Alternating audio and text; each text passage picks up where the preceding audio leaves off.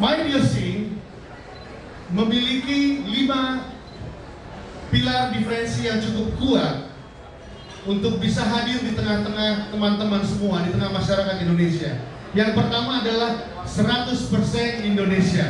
100% Indonesia ini kami rayakan dengan bukan cuma tadi produknya dari Indonesia, dibuat, diciptakan di Indonesia, orangnya Indonesia, tapi kami memulai dengan lagu Indonesia. Tepuk tangan untuk ini.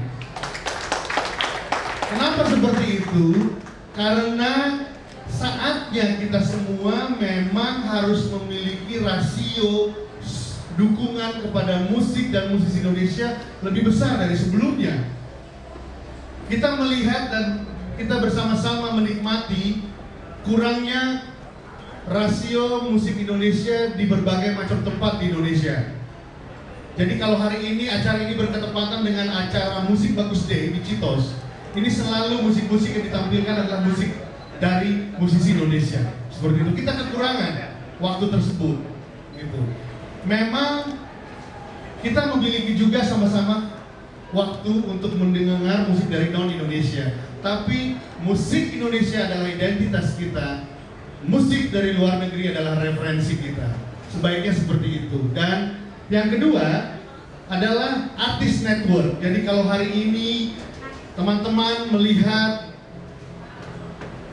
kita ini berkumpul bersama dengan berbagai macam musisi, ada Opi Danzo, vokalis Voodoo, ya, dan di Second Bird sekarang.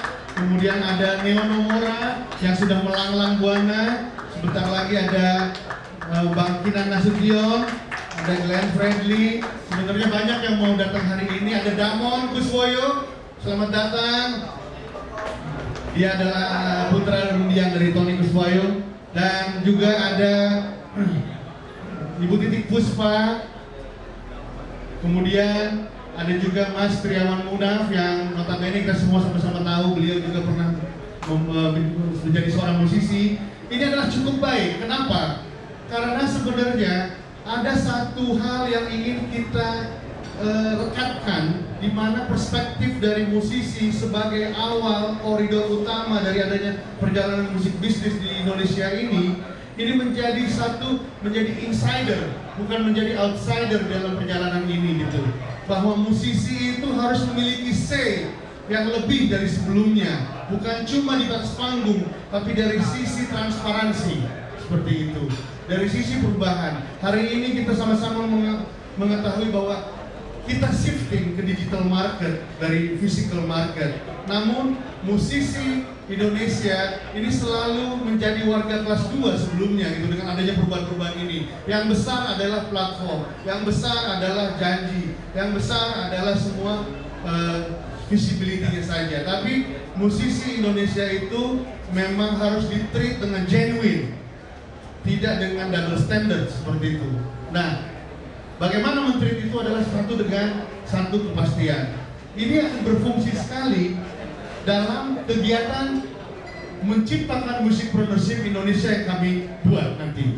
Di mana musisi, kalau kita lihat di sini fotonya Agnes Monica ya, ini fotonya hari ini rambutnya udah beda ya. Tapi Agnes itu senyumnya selalu lebar loh kalau di foto, ya kan? Dia adalah salah satu contoh musisi Indonesia yang memang dia menguasai dan sudah sampai ke level music production seperti itu.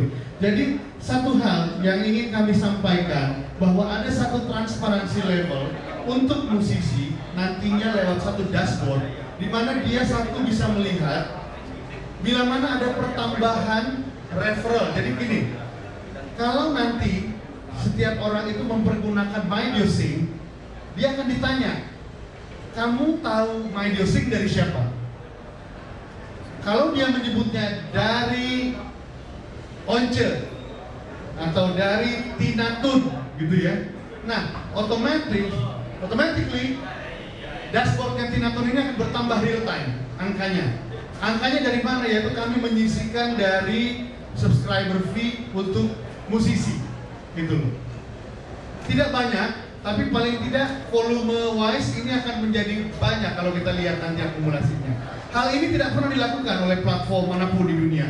Jadi sebenarnya banyak hal yang pertama kali disampaikan oleh kami di sini, gitu. Dan kedua adalah transparansi yang juga diterima oleh pihak perusahaan rekaman. Jadi kalau rekan-rekan mungkin bisa sedikit memahami bahwa konten tidak semuanya itu adalah miliknya musisinya langsung dalam masa kerjasama. Gitu. Ada yang dititipkan dengan perusahaan rekaman atau perusahaan yang peruntukannya untuk mendistribusikan konten. Nah, mereka akan memiliki dashboard yang juga real time, namun dari sisi dashboard artis sendiri, ini ada satu angka, akumulasi angka nanti yang bisa dapat dipertanggungjawabkan, diverifikasi dengan pihak label.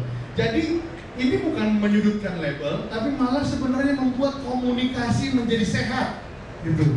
Kita mau meninggalkan hal-hal yang tidak sehat, gitu ya. Yang tidak sehat itu sebenarnya handphone tidak diangkat, gitu ya. Nah, paling tidak dengan transparansi, dengan honest, kita bisa sama-sama menyelesaikan fairness, gitu loh. Ini satu langkah yang menarik, gitu loh. Biasanya hal-hal yang terjadi di Indonesia kalau sudah ada kesalahan baru ke lawyer, gitu kan. Nah, ini kita mau dari awal semua fairness, semua transparan, karena kita mau panjang, karena kita melihatnya bahwa keturunan, anak cucu daripada musisi ini berhak atas karya cipta dari orang tuanya, seperti itu loh.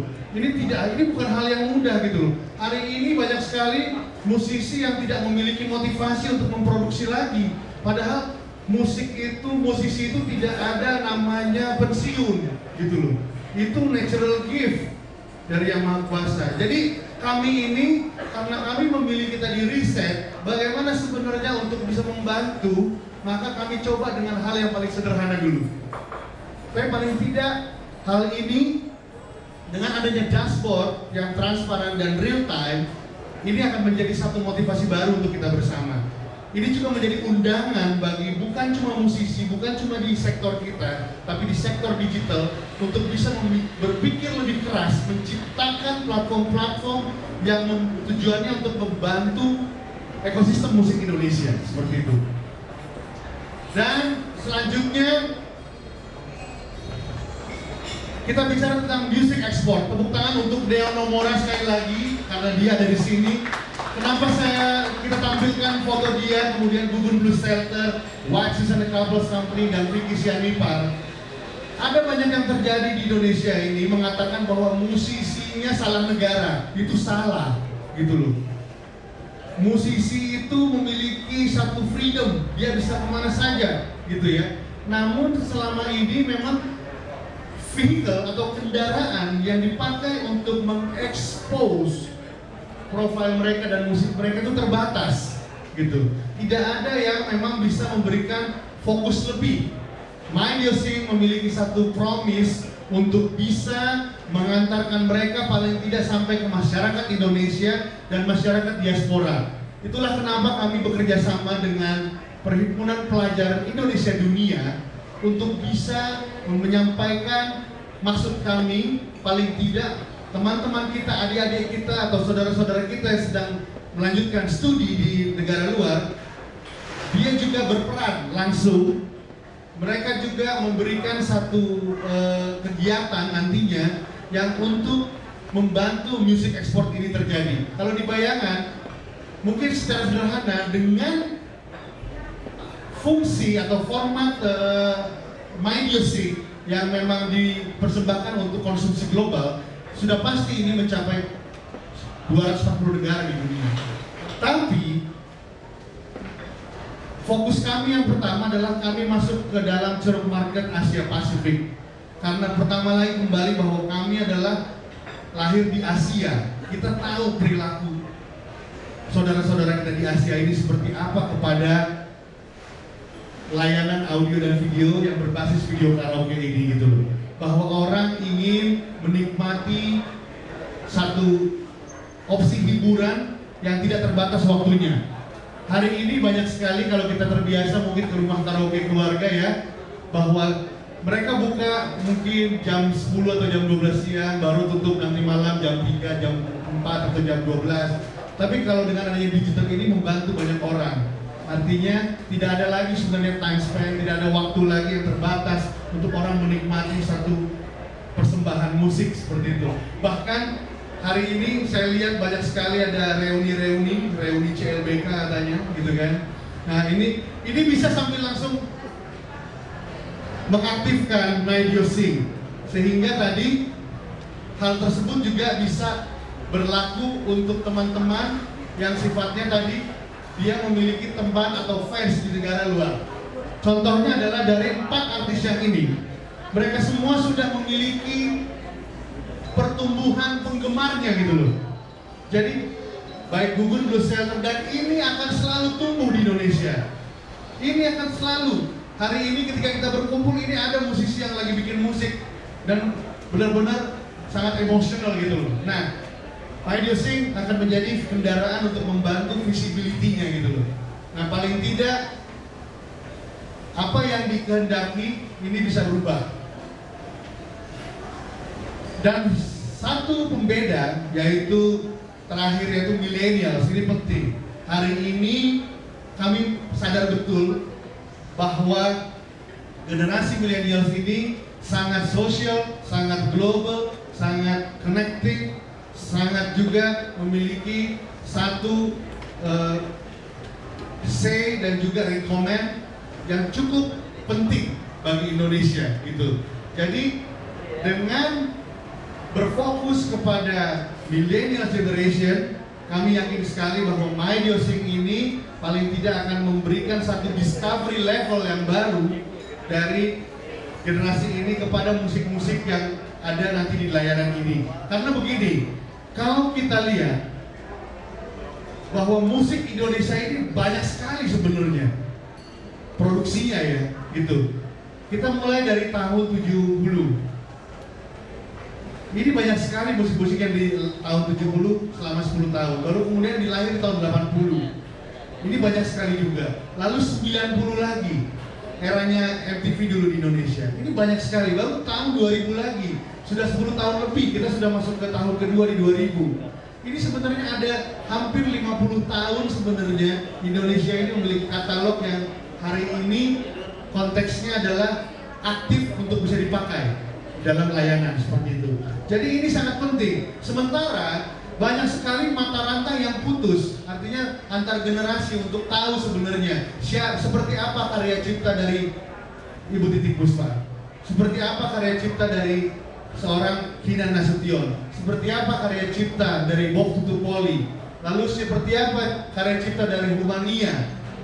Tahu namanya tapi tidak tahu audionya seperti apa, videonya seperti apa. Sementara ini adalah satu challenge yang ingin kami rekatkan, kami apply dengan adanya MyDioSync ini. Jadi paling tidak ini akan menjawab kebutuhan dan keinginan semua orang terhadap lagu Indonesia gitu. Kalau kita pun melihat bahwa kemanapun kita pergi, pasti kita sendiri akan memiliki satu rasa yang cukup kangen nantinya terhadap lagu Indonesia.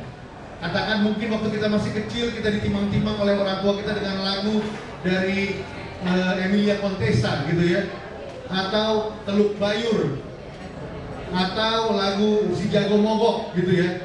Nah paling tidak dengan satu hal yang ring a bell, kita bisa mencari, oh ini ternyata lagu yang sering dinyanyikan oleh ibu saya. Jadi banyak sebenarnya hal-hal yang penting sekali untuk disampaikan oleh millennial generation juga dalam perjalanan ini. Jadi millennial ini pun akan menjadi satu faktor pendukung yang utama bagi perjalanan digital startup hari ini di dunia manapun seperti itu. Kami sudah sangat yakin bahwa koridor yang kami berikan kepada market Indonesia dengan 5 pilar diferensiasi ini sangat kuat seperti itu. Dan yang paling penting adalah ketika kita, tadi saya ulangi sedikit bahwa kita memang masuk ke pasar global, tapi yang paling utama adalah bagaimana mengisi satu demi satu fokus dalam pasar Asia Pasifik. Karena pasar Asia Pasifik ini seksi sekali dan belum ada yang pegang dari Indonesia. Besar sekali, sangar sekali, ini harus selesai oleh kita, gitu loh. Karena kenapa? kita punya banyak diaspora di semua market itu. Jadi hanya lewat My Music, silaturahmi itu bisa lebih rekat.